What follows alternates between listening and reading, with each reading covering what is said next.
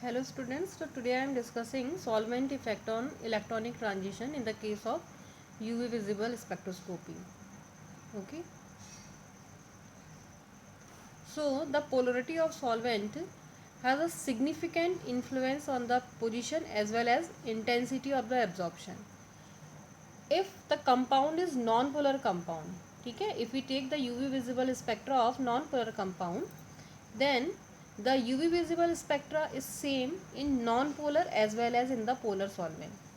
But if we record the UV visible spectra of a polar compound, in that case the absorption maxima shifted towards right hand side or left hand side with the change in the polarity of the solvent in the case of polar compound.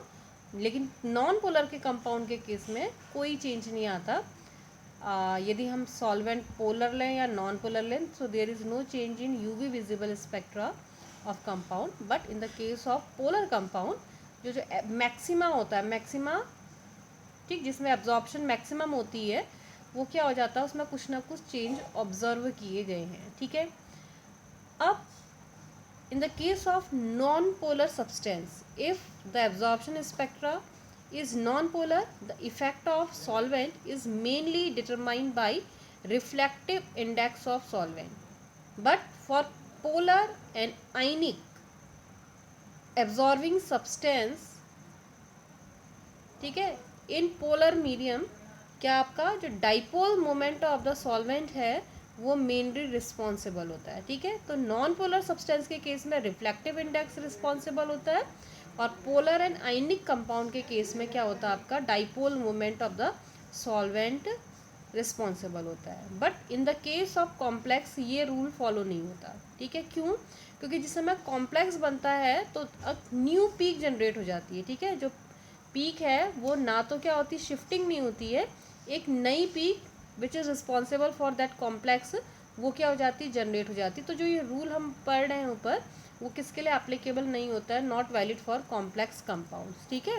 So this is solvent effect. अब हमने जो transitions पढ़े थे, first one is pi to pi star transition. ठीक है. तो क्या देखा गया है, जनरली ये देखा गया है in such case absorption band moves towards a longer wavelength that is known as bathochromic shifting. ठीक है. तो जो बॉन्ड बैंड है वो किस तरफ मूव हो जाएगा, आपका बैथोक्रोमिक शिफ्टिंग होगी. That is also known as red shift. ठीक. By increasing the polarity of the solvent. मतलब नॉन पोलर में लेंगे तो लैम्डा क्या रहेगा, कम रहेगा, और पोलर में लेंगे तो लैम्डा क्या हो जाता है, आपका ज़्यादा हो जाता है. ठीक है. अब क्यों होता है, इसके लिए देखते हैं क्या है आपका. देखो ये क्या है, आपका ग्राउंड स्टेट में आपका एक कंपाउंड है जिसमें कि पाई टू पाई ट्रांजिशन पॉसिबल है. जब हमने इसमें क्या डाला, लाइट डाला, तो जो ये कंपाउंड है, देखो ये इलेक्ट्रॉन यहाँ मूव हुए, ये नेगेटिव ये पॉजिटिव, क्या बना दिया इसने, डाईपोलर स्पीसीज बना दी. But in the ground state this is without charge separation, this species is without charge separation. और डाईपोल कहाँ पर बन रहा है, इन जब एच न्यू डाला है, एच न्यू डाला मीन्स ये कौन से स्टेट में पहुंच गया, आपका एक्साइटेड स्टेट. तो एक्साइटेड स्टेट में किस चीज़ का जनरेशन हो रहा है, आपका डाईपोल का. पॉजिटिव और नेगेटिव सेंटर है, लेकिन ग्राउंड स्टेट में क्या आपका किसी तरीके का चार्ज सेपरेशन नहीं है. ठीक है. अब यहाँ पर को जब डाईपोल बन रहा है, ठीक, तो जो सॉल्वेंट है, क्योंकि पोलर सॉल्वेंट है तो वो भी डाईपोल होगा, जैसे वाटर है तो एक एंड कैसा होगा, पॉजिटिव और नेगेटिव. तो क्या होगा आपका, जो ये एक्साइटेड स्टेट पे पोलर सॉल्वेंट क्या करेंगे, इसके साथ क्या करेंगे, आपका इंटरेक्ट करेंगे. ठीक है. और इसको क्या कर देते हैं, आपका किसको, एक्साइटेड स्टेट को क्या कर देते हैं, स्टेबलाइज कर देते हैं. ठीक है. तो क्या होगा आपका, जो ये स्टेट है एक्साइटेड स्टेट स्टेबलाइज हो जाएगी, लेकिन क्योंकि ग्राउंड स्टेट में इस तरीके का कोई चार्ज सेपरेशन नहीं है तो ये स्टेबलाइज नहीं होगी. तो ये मैंने यहाँ पर को दिखाया, देखो this is pi and this is one is pi star. So it means ground state and this one is excited state and this energy gap is in polar solvent. ठीक. बट क्या हुआ, जब हमने लाइट डाला तो क्या हुआ, अभी एक्साइटेड स्टेट की बात कर रहे हैं. तो एक्साइटेड स्टेट में क्या हुआ, जब हमने लाइट डाली तो जो एक्साइटेड स्टेट है वो क्या हो गई होगी, डाईपोल. उसने क्या बनाया होगा, डाईपोलर स्पीसीज बना दी होगी. और ये डाइपोलर स्पीसीज ने क्या किया होगा, अब हम पोलर सॉल्वेंट की बात कर रहे हैं, तो पोलर सॉल्वेंट में कहीं क्या होगा आपका H पॉजिटिव और OH नेगेटिव, वो भी डाइपोलर है तो पोल्स होंगे उसमें, पॉजिटिव नेगेटिव पोल्स। तो ये क्या करेगा आपका, इसका प्लस इसके नेगेटिव को न्यूट्रलाइज करने की कोशिश करेगा, ऐसे ही इसका नेगेटिव इसके प्लस को, इट मीन्स इसकी एनर्जी क्या हो जाएगी, डाउन हो जाएगी। तो दिख रहा है ये था नॉन पोलर सॉल्वेंट में एनर्जी काफ़ी ऊपर दिख रही है, but in the case of polar solvent ये क्या हो गया, एनर्जी देखो इतनी हमने डाउन दिखा दी है। But in the ground state में क्या हो रहा है, क्योंकि पोलर इस तरीके का इंट्रैक्शन नहीं हो रहा, ठीक, क्योंकि पोलर सॉल्वेंट के केस में भी ग्राउंड स्टेट में क्या है आपका, विदाउट चार्ज सेपरेशन के स्पीसीज है, इसकी एनर्जी में ज़्यादा डिफरेंस नहीं आ रहा है, थोड़ा सा डाउन है। लेकिन जो एक्साइटेड स्टेट है, क्योंकि वो डाइपोल जनरेट कर रहा है और डाइपोल क्या कर रहा है, सॉल्वेंट के डाइपोल से इंटरेक्ट कर रहा है, तो उसकी एनर्जी काफ़ी डाउन हो जा रही है। तो ये काफ़ी डाउन हो गई, ये थोड़ा डाउन हो गई, इट मीन्स अब ये जो एनर्जी गैप है वो क्या हो जाएगा आपका, कम हो जाएगा।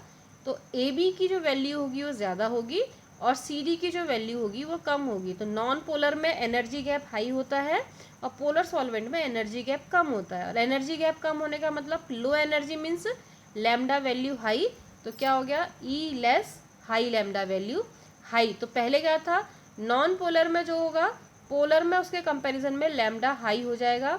लैम्डा हाई मीन्स कौन सी शिफ्टिंग होती है, this is known as bathochromic shifting और रेड शिफ्टिंग।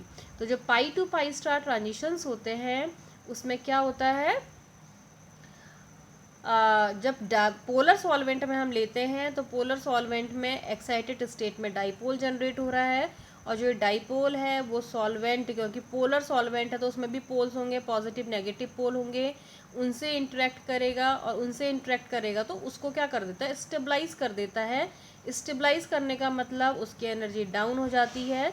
लेकिन क्योंकि ग्राउंड स्टेज में कोई भी डाइपोल नहीं जनरेट हो रहा है, चार्ज सेपरेशन नहीं है, तो इसकी एनर्जी में ज़्यादा इफेक्ट नहीं पड़ेगा, तो उसकी एनर्जी कम डाउन होगी।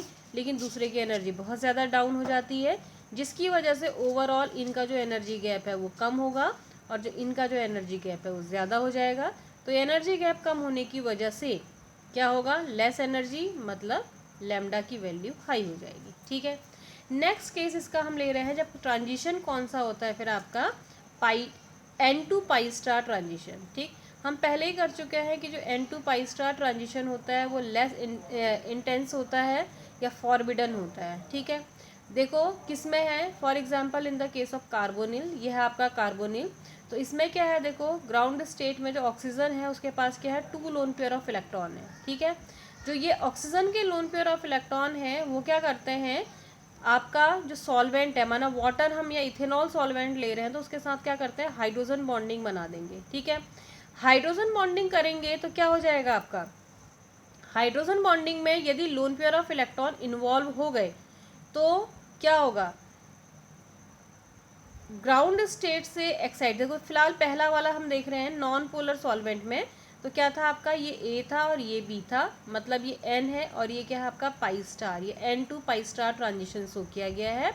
अब हम पोलर सॉल्वेंट की बात करते तो पोलर सॉल्वेंट में क्या है, जो ये इलेक्ट्रॉन पेयर हैं वो किस में इन्वॉल्व हो गए हैं, हाइड्रोजन बॉन्डिंग में। ठीक है, तो हाइड्रोजन बॉन्डिंग में इन्वॉल्व होने की वजह से अब क्या होगा, N2 पाई स्टार ट्रांजिशन, या सीधे साधे देखो जो ग्राउंड स्टेट है उसमें क्या है, ये लोन पेयर ऑफ इलेक्ट्रॉन है, ये क्या करेगा आपका, किसके साथ, सॉल्वेंट के साथ हाइड्रोजन बॉन्डिंग बनाएगा, जिसकी वजह से वो इसको क्या करेगा, स्टेबिलिटी दे देगा, किसमें, ग्राउंड फेज में। ठीक है, ग्राउंड स्टेज में। तो देखो ये क्या था आपका ग्राउंड स्टेज, तो इसको स्टेबिलिटी मिलेगी, तो ये क्या हो जाएगा, काफ़ी डाउन चला गया, दिख रहा है ये कहाँ चला गया आपका, काफ़ी डाउन चला गया।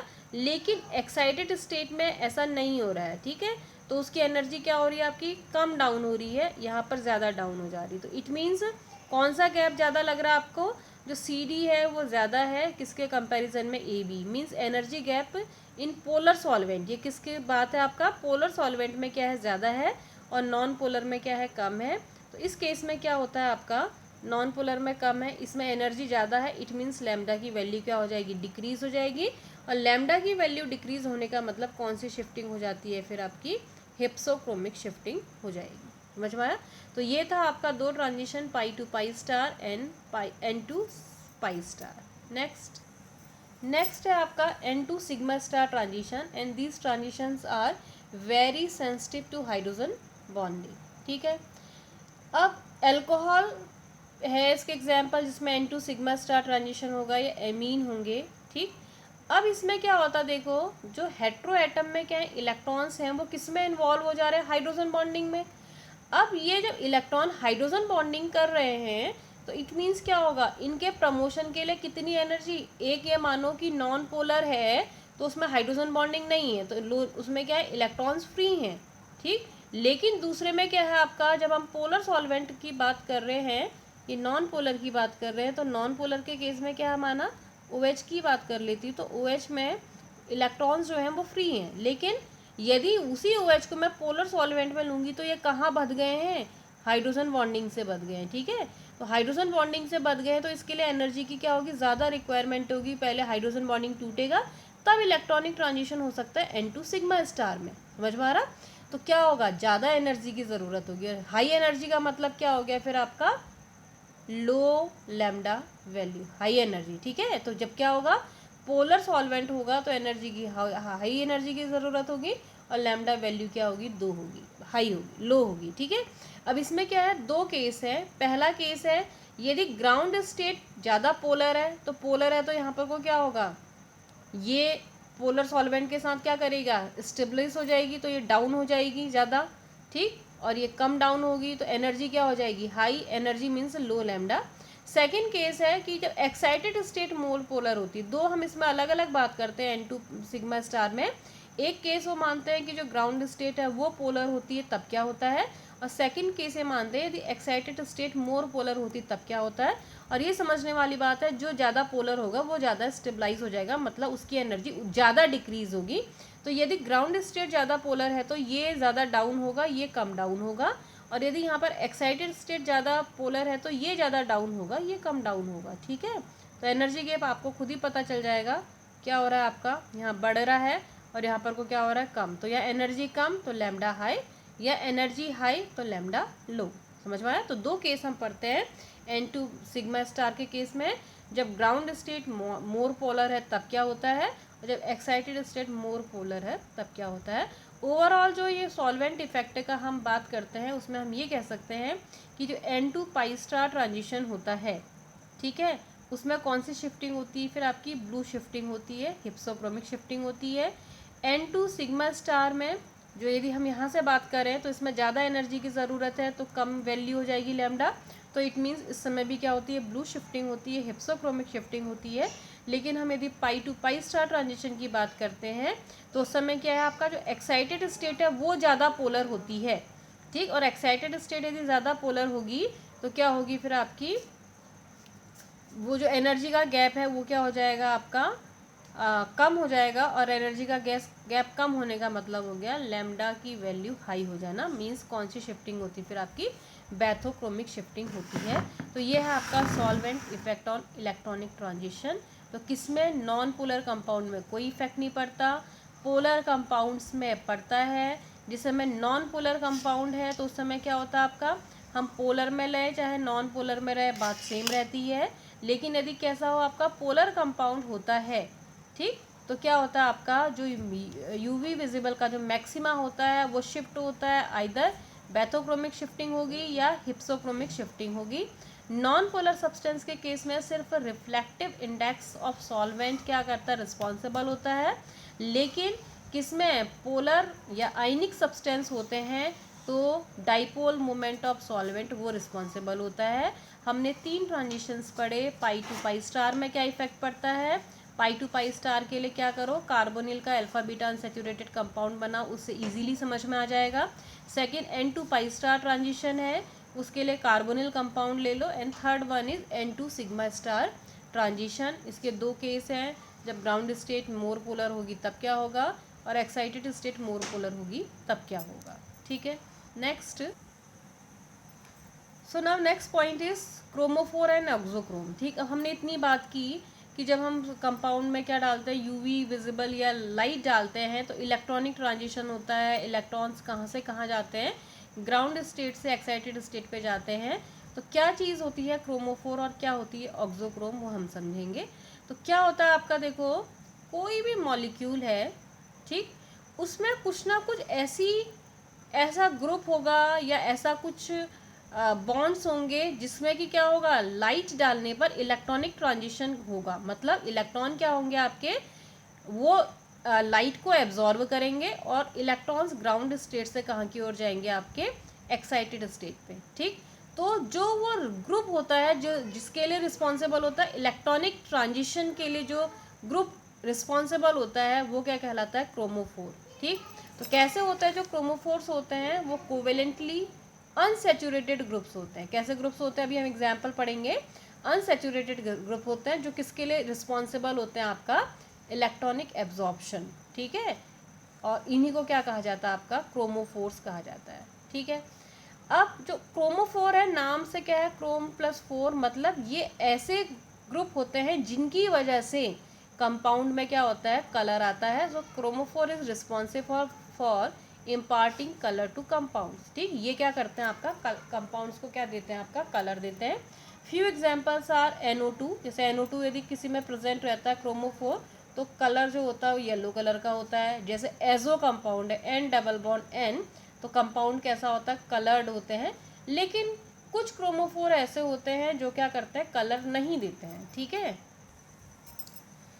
तो जैसे देखो कार्बोनिल के केस में यदि कार्बोनिल कंपाउंड होता है तो कलर नहीं देता। तो इसका कारण क्या है कि इसकी वजह से इलेक्ट्रॉनिक ट्रांजिशन तो होता है, इलेक्ट्रॉन एब्जॉर्ब करते हैं यूवी लाइट को, ग्राउंड स्टेट से एक्साइटेड स्टेट पे तो जाते हैं, लेकिन वो जो वेवलेंथ होती है वो कौन से उसमें नहीं आती है, आपकी विजिबल रेंज में नहीं आती। मतलब 400 टू 760 नैनोमीटर रेंज में नहीं आती, इसलिए कंपाउंड कैसे होते हैं, आपके विजिबल नहीं होते हैं, ठीक है।